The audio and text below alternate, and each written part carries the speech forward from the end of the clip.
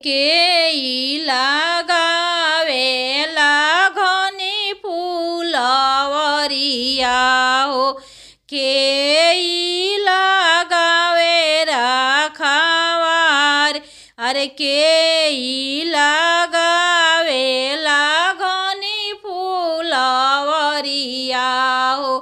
केई लगावे राखवार अरे केई लगावेला सुघर बेलिया हो।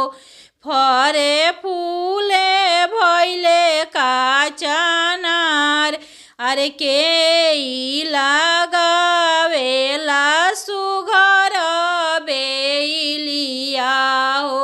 फरे फूले भैले काचनार पापा लगावेले घनी फूलवरिया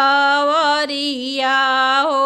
चाचा लगावे राखवार पापा लगावेले घनी फूलवरिया हो।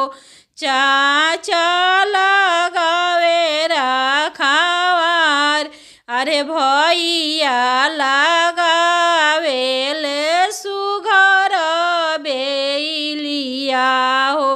फरे फूले भैले काचनार अरे भैया लगावेले सुघर बेलिया हो। फरे फूले भैले काचनार करावा चढ़ल अइले दुल्हा कवन दुल्हा। सब फूल दिहले छितराई करावा चढ़ल अइले दुल्हा कवन दुल्हा। सब फूल दिहले छित झराई घर में से निकले ले भैया हो कवन भैया।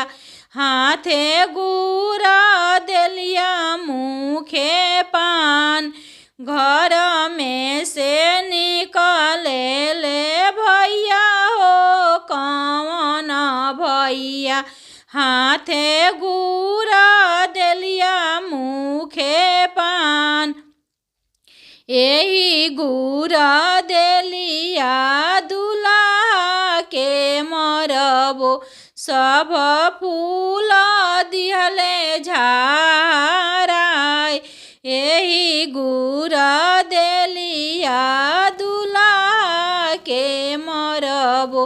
सब फूल दिहले झाराय घर में से निकलेली बेटी हो कवनी बेटी। हाथे डगरिया मुखे पान घर में से निकलेली बेटी हो कवन बेटी।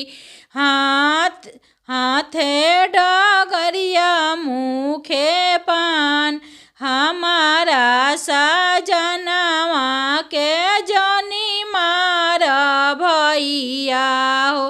सब फूल देबो बिटोर हमारा सजनवा के जनी मार भैया हो। सब फूल देबो बिटोर सब फूल देबो बिटोर।